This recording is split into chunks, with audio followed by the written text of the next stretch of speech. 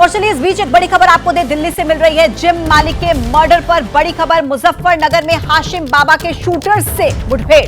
Gangster Hashim बाबा gang के 2 shooters इसमें गिरफ्तार हुए हैं और दोनों आरोपी शूटर के पांव में गोली लगी है। दिल्ली पुलिस और यूपी एसटीएफ का यह ज्वाइंट ऑपरेशन। दरअसल मामला 13 सितंबर को जिम मालिक नादर शाह की हत्या हुई थी और देखिए अब उसी मर्डर को लेकर बड़ा अपडेट मिल रहा है। हाशिम बाबा के शूटर्स से मुठभेड़ मुजफ्फरनगर में हुई है। गैंगस्टर हाशिम बाबा के 2 शूटर्स को गिरफ्तार किया गया। ये देख लीजिए आप तस्वीरें। ये जो वीडियो आप देख रहे हैं ये दिल्ली पुलिस और यूपी एसटीएफ का ज्वाइंट ऑपरेशन। और इसी खबर पर ज्यादा जानकारी के साथ मेरे सहयोगी मनोज इस वक्त ऑनलाइन पर हमारे साथ मौजूद हैं। मनोज, इस खबर को लेकर क्या अपडेट मिल रहा है?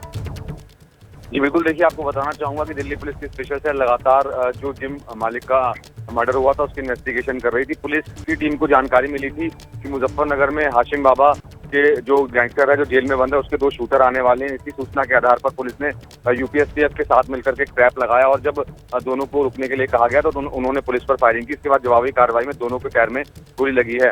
फिलहाल ये दोनों शूटर वही हैं जिन्होंने गोली चलाई थी, ये भी साफ नहीं हो पाया। इनसे पूछताछ लगातार की जा रही है, लेकिन इस मामले में बड़ा अपडेट है। हाशिम बाबा जो कि जेल के अंदर बंद है, जेल के अंदर से ही उसने इस हत्याकांड को अंजाम दिलवाया था। पुलिस की जो टीम है हाशिम बाबा से ही पूछताछ करे। इसके अलावा इस मामले में लॉरेंस बिश्नोई का नाम भी सामने आया था क्योंकि हाशिम बाबा जो है वो लॉरेंस बिश्नोई के लिए काम करता है। तो फिलहाल अभी इन दोनों शूटर से लगातार पूछताछ की जा रही है कि क्या ये वही शूटर है जिन्होंने जिम मालिक पर गोली चलाई थी। जी ठीक है मनोज, शुक्रिया आपका अपडेट्स पहुंचाने के लिए। तो देखिए दिल्ली पुलिस और यूपी एसटीएफ की तरफ से ये ज्वाइंट ऑपरेशन किया गया और देखिए 13 सितंबर का ये मामला जिस पर अब एक्शन लिया गया है। आगे बढ़ेंगे। बीजेपी के अध्यक्ष जेपी नड्डा ने खरगे को एक चिट्ठी लिखी है। पीएम को खरगे की चिट्ठी का जवाब दिया। खरगे की बातें सच से दूर हैं, ऐसा कहना है जेपी नड्डा का। बड़ी जानकारी, बीजेपी के अध्यक्ष जेपी नड्डा ने मल्लिकार्जुन खरगे को एक चिट्ठी लिखी। दरअसल खरगे की चिट्ठी का जवाब दिया गया और यह कहा जेपी नड्डा ने कि खरगे की जो बातें हैं वो सच से दूर हैं। नीरज पांडे मेरे सहयोगी इस वक्त ज्यादा जानकारी के साथ जुड़ गए हैं। नीरज, ये कौन सी चिट्ठी का जिक्र इसमें किया जा रहा है और किसके जवाब में ये चिट्ठी लिखी गई, पूरी जानकारी दर्शकों तक पहुंचाएं। दरअसल हाल ही में मल्लिकार्जुन खड़गे ने प्रधानमंत्री नरेंद्र मोदी को पत्र लिखकर राहुल गांधी पर की जा रही टिप्पणियों के बारे में कहा था कि आपकी पार्टी और आपकी सरकार राहुल गांधी की छवि को खराब करने का प्रयास कर रही है। उसके जवाब में आज जेपी नड्डा ने पत्र लिखा मल्लिकार्जुन खड़गे को और ये खुली चिट्ठी लिखकर उन्होंने जवाब दिया है। और इस चिट्ठी में साफ तौर पर लिखा है उन्होंने कि कांग्रेस राहुल गांधी को बार बार नेता बनाने की कोशिश कर रही है जबकि वो है नहीं। कांग्रेस तुच्छता और मर्यादा की बात तब उनको याद क्यों नहीं आती है जब प्रधानमंत्री पर लगातार सीधी टिप्पणी की गई, तमाम तरह की बातें कही गई, उन्हें मौत का सौदागर कहा गया, उनकी कब्र खोदने की बात की गई, उनकी हत्या करने की बात की गई। तो प्रधानमंत्री को लगातार कांग्रेस के नेताओं द्वारा अभद्र टिप्पणी की गई। यही नहीं, कांग्रेस के नेताओं द्वारा प्रधानमंत्री नरेंद्र मोदी जी के परिजनों पर यानी कि उनकी मां पर तमाम तरह की टिप्पणियां की गई। तो इस तरह के बयानों का जिक्र करते हुए जेपी नड्डा ने मल्लिकार्जुन खड़गे को याद दिलाया कि आपको तब मर्यादा और शिष्टता की याद क्यों नहीं आई। यही नहीं, उन्होंने ये भी कहा कि राहुल गांधी जो लगातार देश विरोधी गतिविधियों में शामिल लोगों के साथ फोटो खिंचाते हैं, मिलते हैं और देश को तोड़ने वाली ताकतों के साथ गहवलिया करते हैं, ये सारी चीजें आपको क्यों याद नहीं आई। तो ये तमाम ऐसे मुद्दे रहे हैं जिन पर मल्लिकार्जुन खड़गे ने पीएम को जो पत्र लिखा था, आज जेपी नड्डा ने बहुत कड़े शब्दों में निंदा करते हुए उनका जवाब दिया है, पत्र लिखा है और सीधे तौर पर उनसे भी कहा है कि तब आप इस तरह की मर्यादा की बात कर सकते हैं जब आप अपने नेताओं और अपने पार्टी के लोगों की भाषा और तमाम उनकी जो बातचीत है उस पर ध्यान दें या उसको चुप कराएं या उसको शांत कराएं।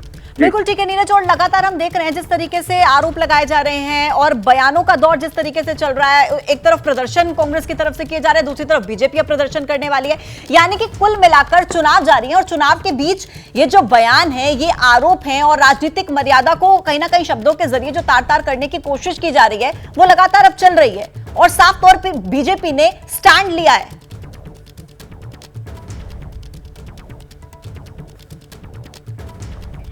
नीरज, मेरी आवाज मिल रही है आपको?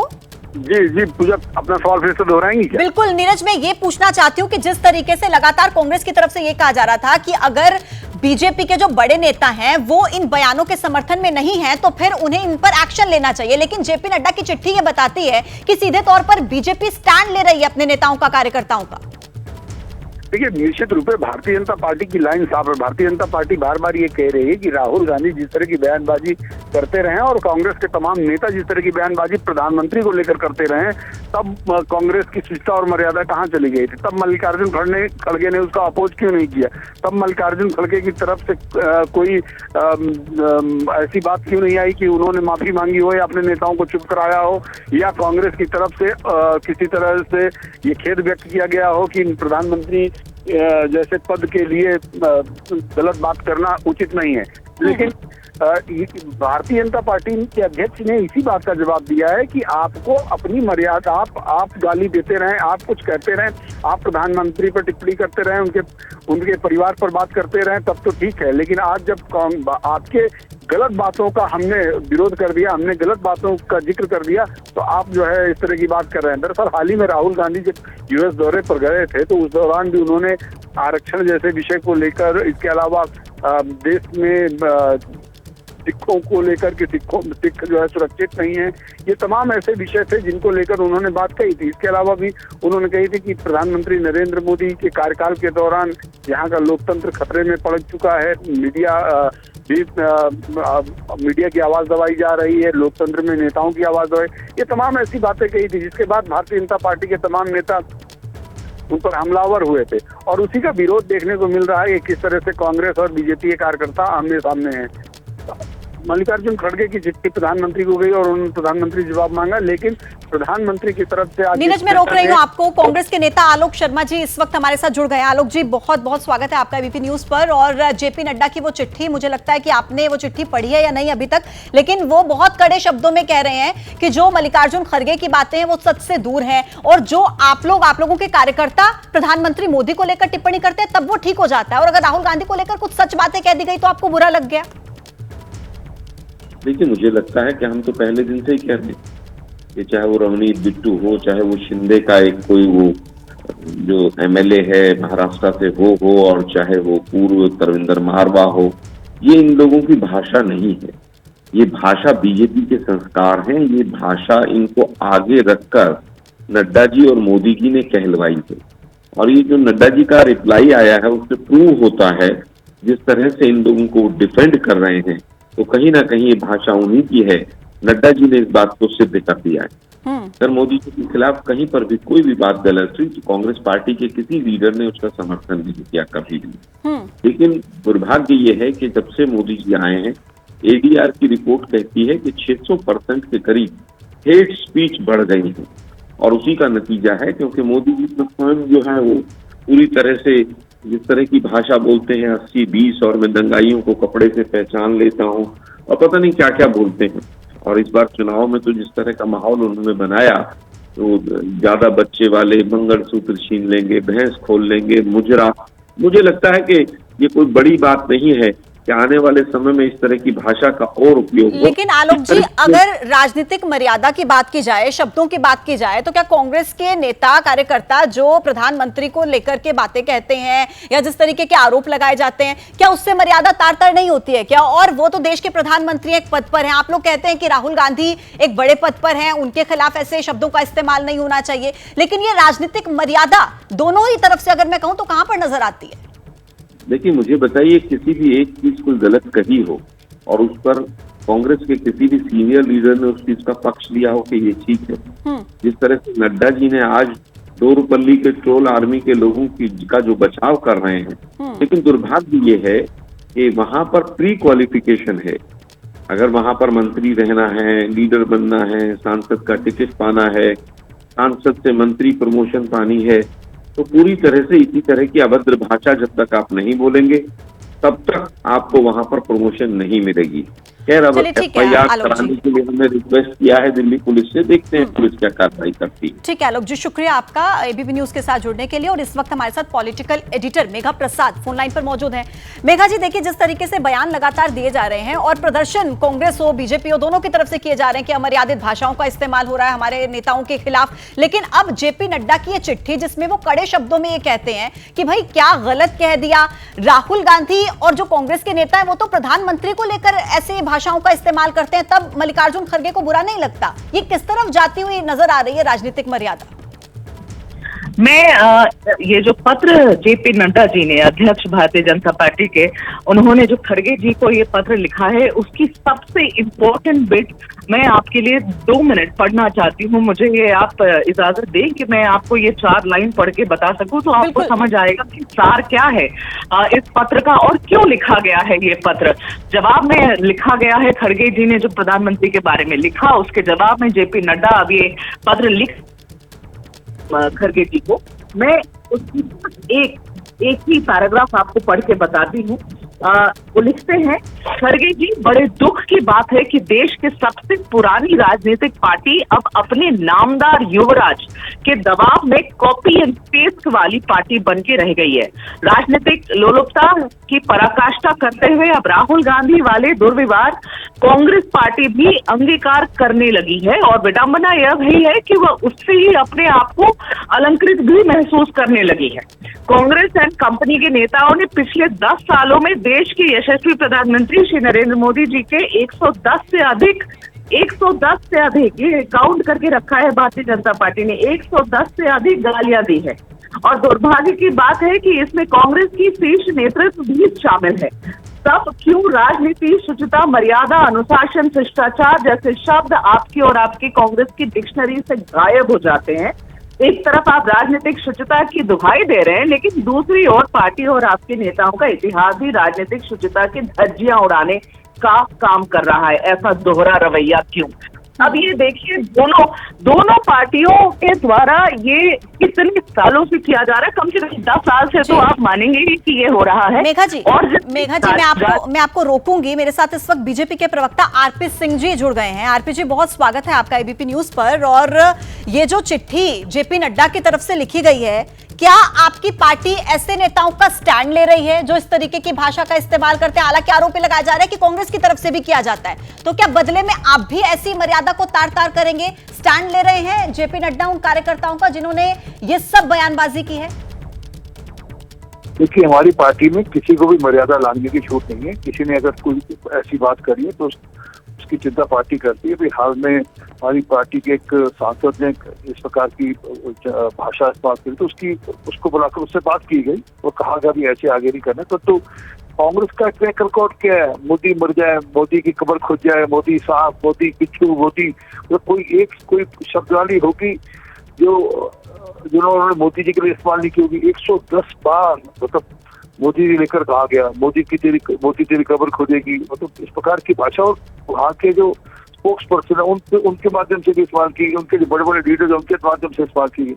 हम तो फिर भी अपने आप पार्टी में चेक कंट्रोल रखते हैं और लीडरशिप अपने नेताओं को इस सब भाषा को इस्तेमाल करने के लिए मना करते हैं। लेकिन आरपी सिंह जी, आप कह रहे हैं कि हम नेताओं को मना करते हैं ऐसी भाषा का इस्तेमाल करने का, और इधर रवनीत सिंह बिट्टू ने तो फिर से एक बार अपनी बात को दोहराया ना। उन्होंने कब कहा कि मैंने गलत कहा? वो तो फिर से कह रहे हैं कि हाँ, जो मैंने कहा वो ठीक था, जो आतंकी का समर्थन करता है, आतंकवाद का, वो आतंकी है। वो तो फिर से उन्हीं शब्दों को दोहरा रहे हैं। आप कह रहे हैं कि हम कार्रवाई कर रहे हैं। इसमें तो मैं भी स्टैंड लेता हूँ, सिख फॉर जस्टिस। मैं माफी चाहता हूँ, जिस प्रकार की भाषा राहुल गांधी जी ने इस्तेमाल करी वहां पर कि सिखों को कड़ा नहीं पहने दिया जाता, सिखों को पगड़ी नहीं बांधने दी जाती, सिखों को गुरुद्वारे नहीं जाने दिया जाता, और वहां जाकर कहना कि सिख एक सेकंड क्लास सिटीजन है। ये शब्द सवाल है कि आप सेकंड सिटीजन है देश में। कौन सा सिख देश में सेकंड क्लास सिटीजन है? ये वो भाषा है जो आतंकियों को सूट करती है, और ये वो लोग हैं जो भारत के विरोध में काम करते हैं। सिख फॉर जस्टिस भारत के विरोध में काम करती है, और वह लोग पूरे के पूरे उस जो भी राहुल गांधी बोलते हैं उसके समर्थन में खड़े दिखते हैं कि हाँ भाई, हम तो स्वागत करते हैं। तो ये तो बड़ा स्पष्ट है कहीं ना कहीं ये जो पाकिस्तान का K2 का एजेंडा है, खालिस्तान और कश्मीर, कहीं ना कहीं जाने में राहुल गांधी उसका हिस्सा दिखते हैं। वो ये तो राहुल गांधी को स्पष्टीकरण, यानी आप कुल मिलाकर वही तो बात मैं कह रही हूँ ना आरपी सिंह जी कि आप ऐसे बयानों का समर्थन करते हैं ना। आप एक मिनट आपने बोला मुझे आपने बिल्कुल बिल्कुल आप अपनी बात पूरी कीजिए।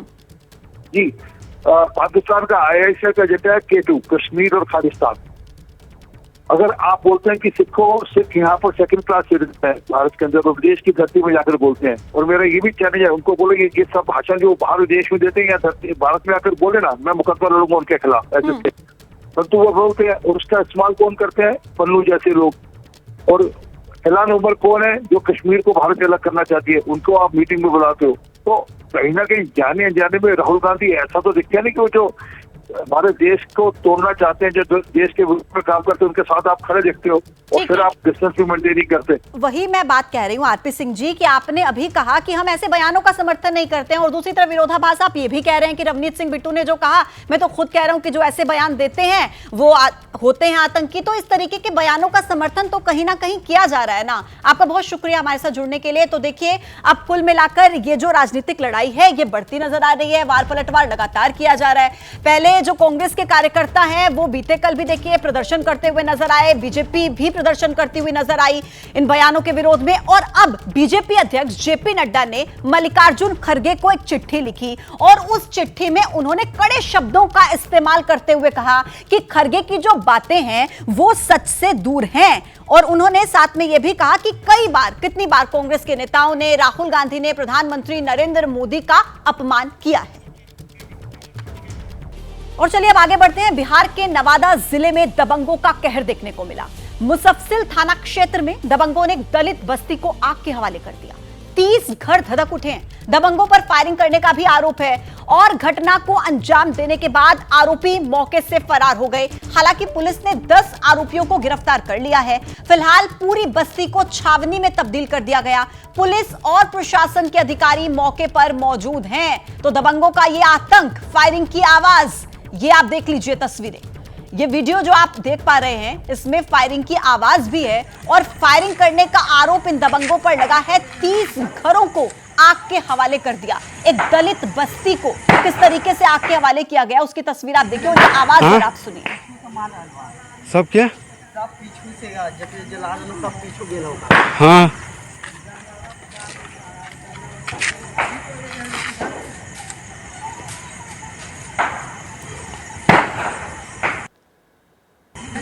हाँ तो बिहार के नवादा जिले की ये तस्वीरें आपने देखी, और फिलहाल जो पुलिस बल है मौके पर मौजूद है। स्थिति को कंट्रोल में करने की कोशिश पुलिस फोर्स की तरफ से की जा रही है। मुफस्सिल थाना क्षेत्र का ये वीडियो जहां पर दबंगों ने एक दलित बस्ती को आग के हवाले कर दिया, जिसके बाद लगातार बिहार में कानून व्यवस्था को लेकर सवाल उठ रहे हैं। दबंगों पर फायरिंग करने का आरोप है, और जैसे इस घटना को अंजाम दिया गया आरोपी मौके से भाग गए। 10 आरोपी पुलिस की पकड़ में आए हैं जिन्हें गिरफ्तार किया गया है, और फिलहाल पूरी बस्ती को छावनी में तब्दील कर दिया गया है ताकि स्थिति को कंट्रोल में किया जा सके, पैनिक सिचुएशन ना क्रिएट हो। लेकिन लगातार लॉ एंड ऑर्डर को लेकर सवाल उठते हैं बिहार में। और ये जो तस्वीरें आप देख रहे हैं नवादा की, यहां पर देखिए किस तरीके से बेखौफ दबंग आते हैं और एक दलित बस्ती को आग के हवाले कर देते हैं।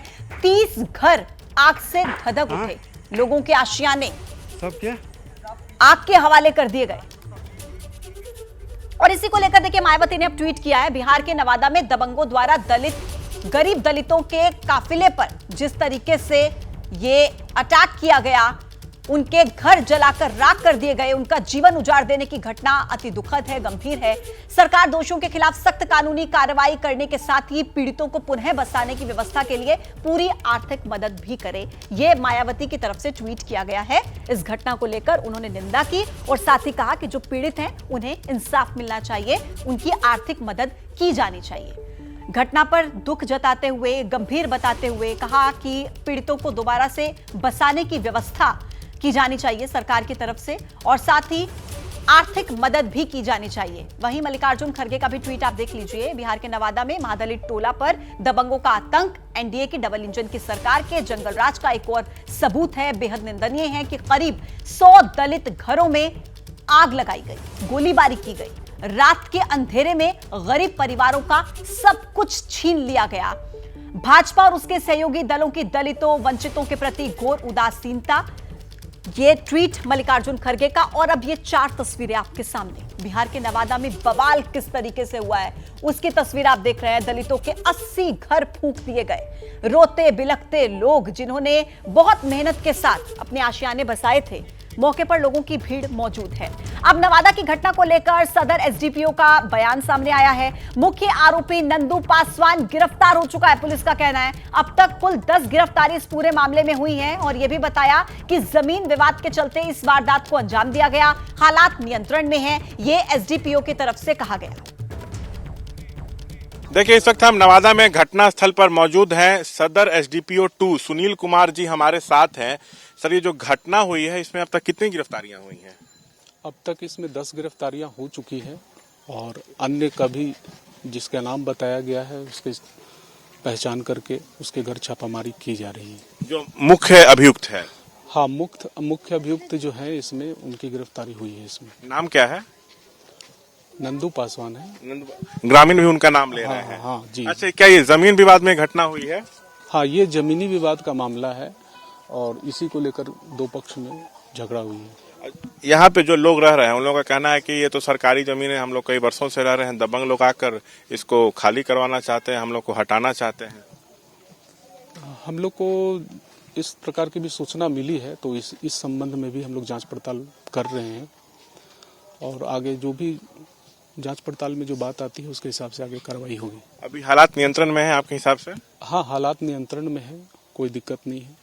और मजिस्ट्रेट की भी तैनाती यहाँ पे हुई है, कई थानों की पुलिस है? जी जी जी, दंडाधिकारी की प्रतिनियुक्ति यहाँ पे की गई है, और पुलिस पदाधिकारी भी यहाँ पे मौजूद हैं, और स्थिति नियंत्रण में।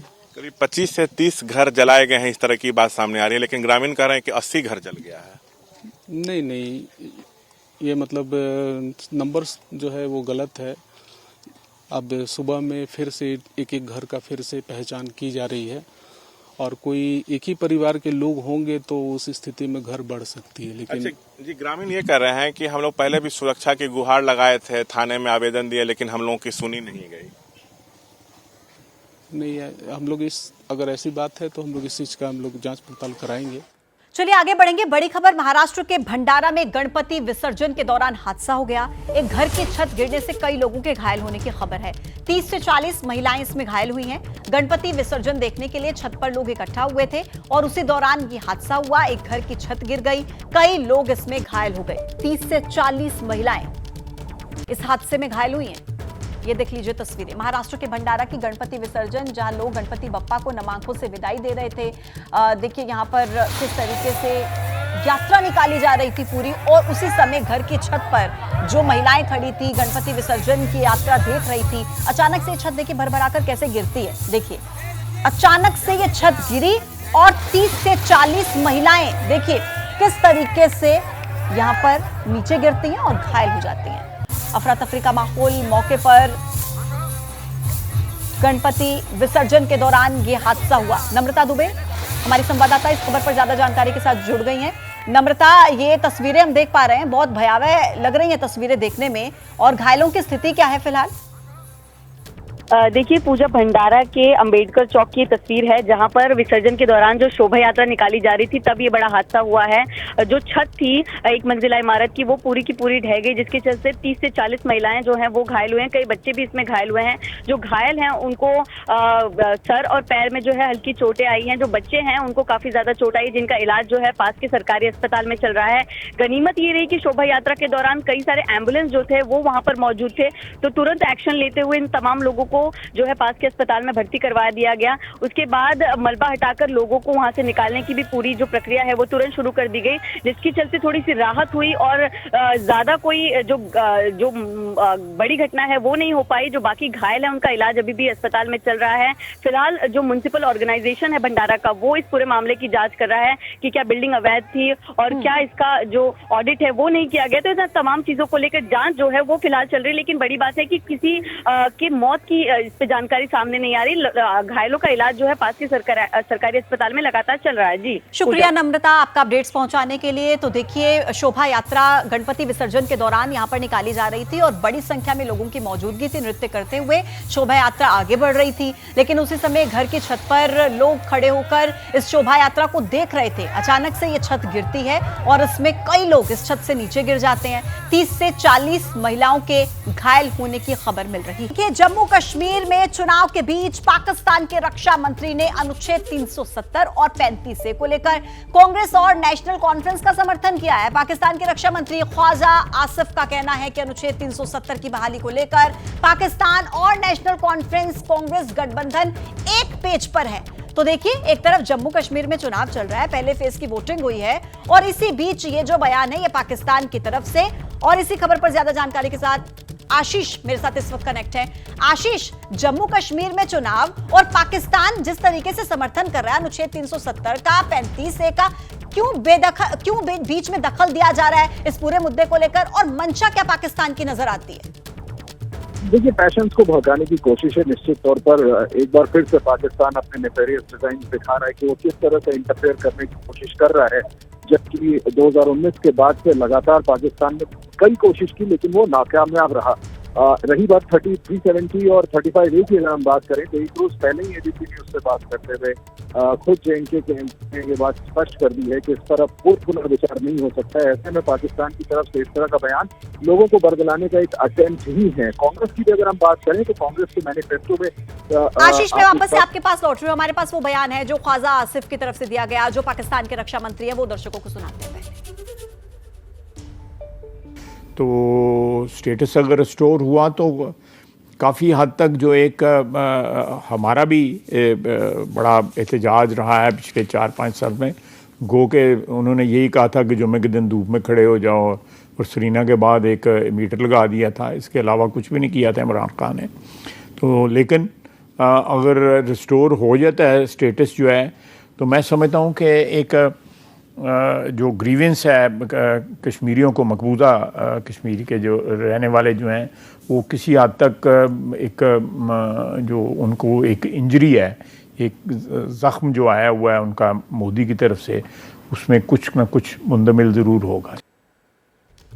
आशीष, सुना आपने ये बयान कह रहे हैं कि अगर 370 और 35A को लेकर अगर ये वापस से फैसला लिया जाता है तो जो जख्म मोदी की तरफ से दिया गया कश्मीरियों को, उस जख्म पर मरहम का काम करेगा ही। ये भड़काऊ शब्द किस लिए?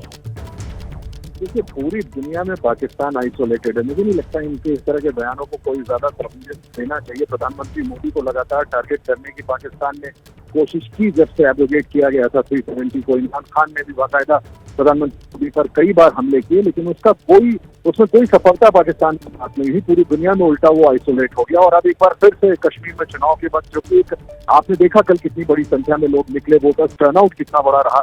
मुझे लगता है पाकिस्तान से ये बात हजम नहीं हो रही, इसलिए इस तरह की कोशिश वो जरूर कर रहे हैं। हालांकि इसका पॉलिटिकल फॉलोआउट जरूर होगा। फिर से इसको लेकर के बीजेपी हो सकता है कि कांग्रेस पर चढ़ने की कोशिश करे, राजनीतिक बयानबाजी हो, एक दूसरे पर छीटाकशी हो। लेकिन अगर हम सिर्फ पाकिस्तान डिफेंस मिनिस्टर के बयान की बात करें तो निश्चित तौर पर इसका कोई आधार नहीं है। सरकार ने पहले ही साफ कर दिया है 370 पे कोई गोइंग बैक नहीं होगा, ना ये फैसला रिवर्स किया जाएगा।